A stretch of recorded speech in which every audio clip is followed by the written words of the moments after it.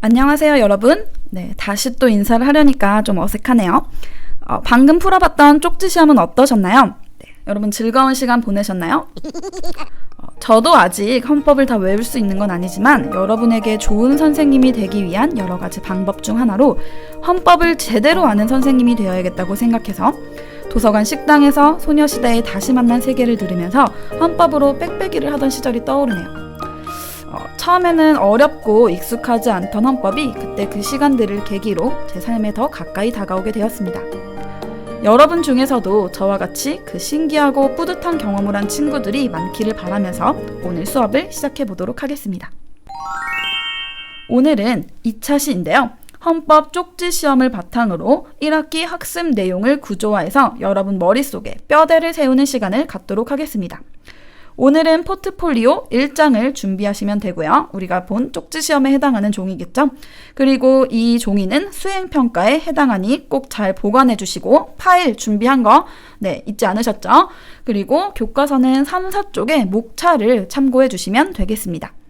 자, 교과서 3, 4쪽을 옆에 펴놓고 보시면 더 큰 도움이 될 것 같아요. 수업에 들어가기 전에 여러분에게 한 가지 말씀을 드리겠습니다. 자, 오늘 쪽지 시험 정답을 확인한다고 했는데 사실 여러분에게 가장 좋은 정답인 헌법이 그대로 있죠. 그래서 쪽지 시험의 정답을 부르는 방식으로 수업을 진행하지는 않겠습니다. 그런 거 너무 진부하잖아요. 자, 그래서 정답 파일은 그래도 여러분이 필요할 것 같으니까 공지방에 올려놓도록 하겠습니다. 그리고 수업의 효과적인 진행을 위해서 제가 프린트에 만들었던 추가적인 질문도 영상에서 언급하는 질문도 있을 것이고 그냥 넘어가는 질문도 있을 건데요. 이 질문에 대해서는 이게 모두 우리 과목을 위해서 필요한 질문이니까 스스로 교과서를 찾아보시거나 아니면 여러분이 알고 있는 걸 자유롭게 적어도 좋습니다. 모든 질문에 한 가지 정답만 있는 건 아니라고 계속 반복해서 얘기를 했었죠. 자, 그렇게 수업을 진행하도록 하겠고요. 궁금한 것이 있으면 언제든지 문의해 주세요. 2학년 정치와법 오픈 채팅방도 만들어서 지금 활용하고 있는데요. 제가 따로 공지할 테니 언제든 찾아와서 질문해 주시길 바랍니다. 자, 그러면 본격적인 수업으로 들어가 볼까요? 오늘의 질문입니다. 헌법은 네모다. 여러분은 헌법을 무엇이라고 생각하시나요? 빈칸에 들어갈 말을 잠시 한번 생각해보는 시간을 갖도록 하겠습니다.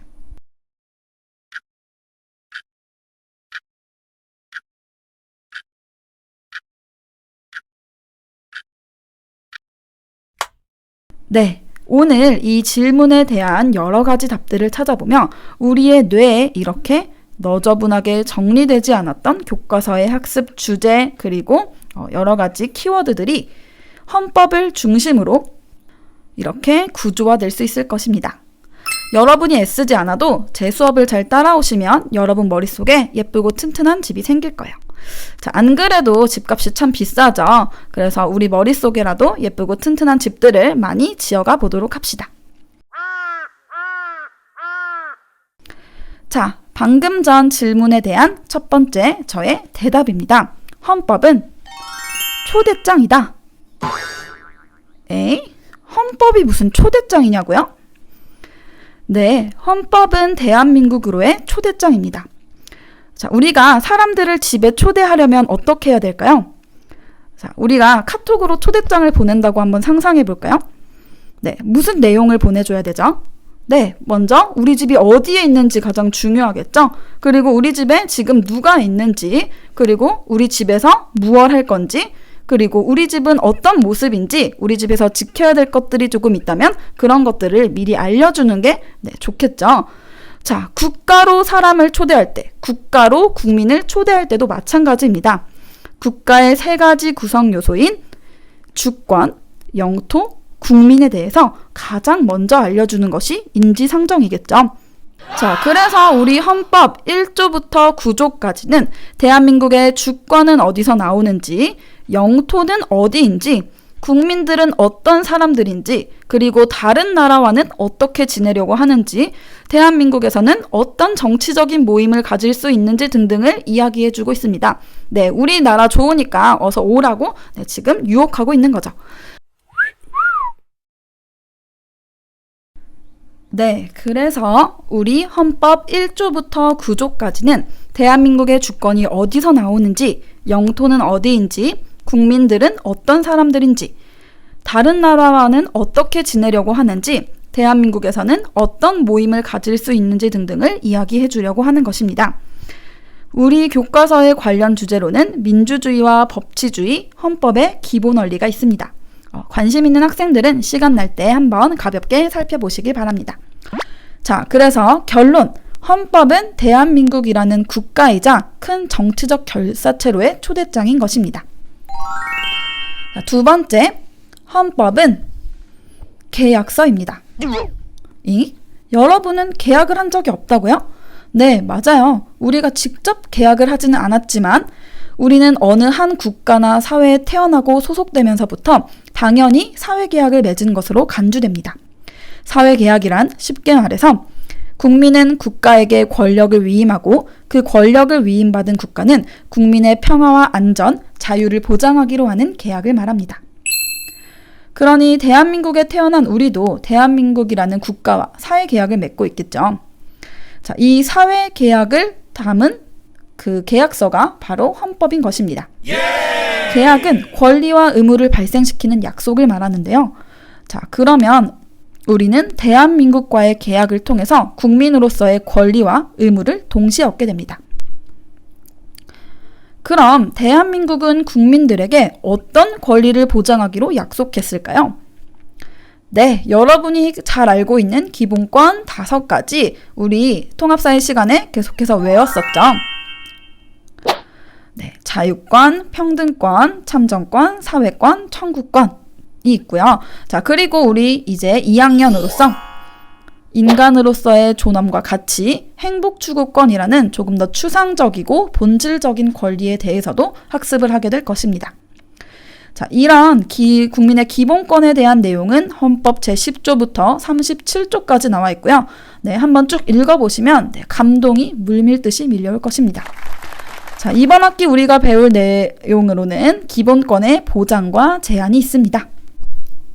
자, 이렇게 헌법에는 국민이 국가로부터 어떤 대우를 받을 수 있는지, 국민은 국가에 대해 어떠한 권리를 주장할 수 있는지에 대한 약속이 담겨 있는데요. 그래서 저는 헌법은 국가와 국민의 계약서라고 생각을 합니다.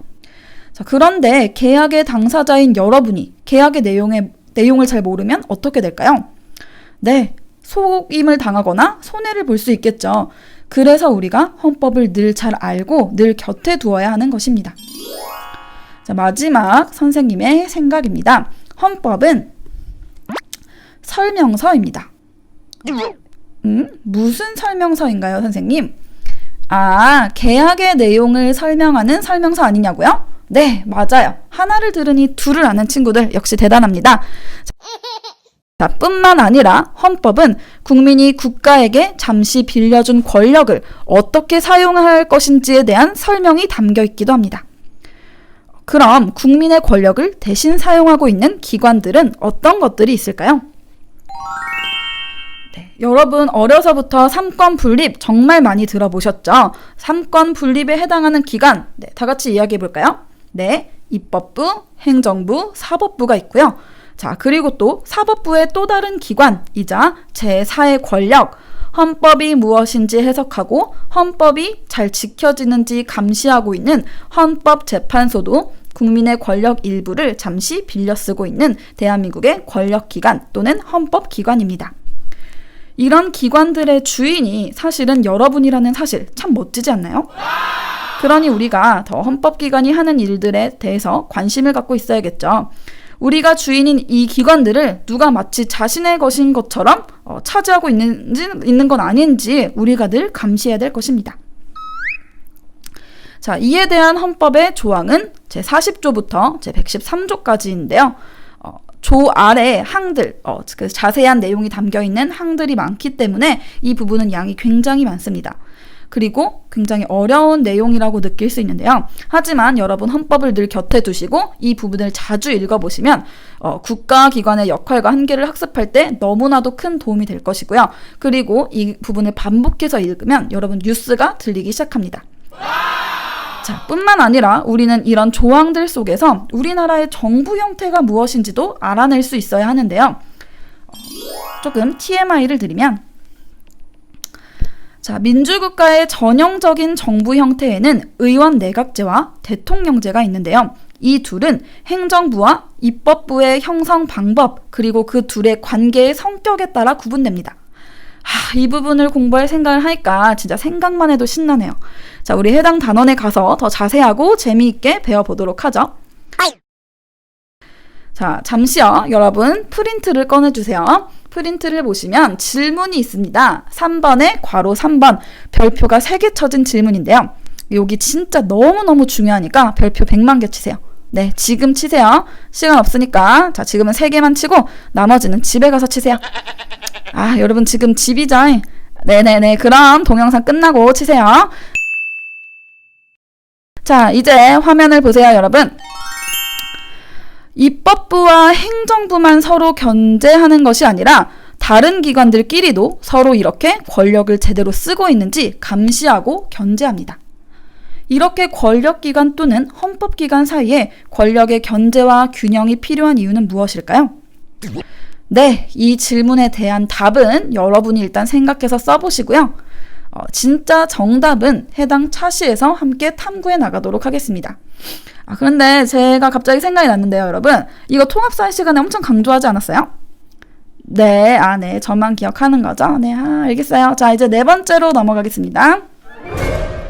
자, 여러분, 그러면 저도 여러분도 똑같이 권력이 있다는 건데, 여러분 권력 가져본 적 있어요? 네, 없는 것 같죠? 네, 그럼 우리가 이거 전달을 해야 되잖아요. 그쵸? 대한민국의 권력을 잘 전달을 해야 돼요. 자, 그러면 이 권력을 잘 전달하려면 어떻게 해야 될까요? 네, 편지로? 좀 무겁지 않나요? 네, 택배로? 네. 좀 못 믿겠죠? 그럼 직접 가져다 주는 것만 받으시나? 네. 자, 바로 우리의 권력을 위임하는 중요한 절차인 선거에 참여하는 것이 우리의 권력을 국가에 위임하는 가장 중요한 방법입니다. 사실 오늘은 국회의원 총선거일이에요. 4월 15일인데요. 저도 아침에 새벽같이 투표소에 들려서 투표를 하고 학교로 왔는데요. 네, 지금 12시간째 학교에 있습니다.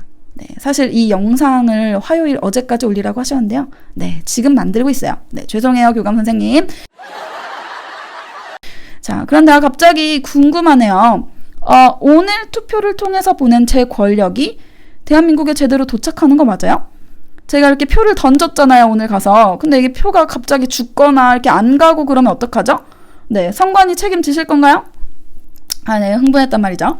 자, 네, 이렇게 표가 죽는 것을 최대한 막기 위해서 우리는 선거구를 획정하고 대표를 선출하는 여러 가지 방법을 제대로 알고 대한민국 실정에 잘 맞는 방법을 택해야 합니다. 자, 이 방법을 구체적으로 알아보도록 할 텐데요. 민주정치와 선거 제도에서 알아보도록 하겠습니다. 자, 해당되는 헌법은 114조부터 116조, 41조 등이 있고요.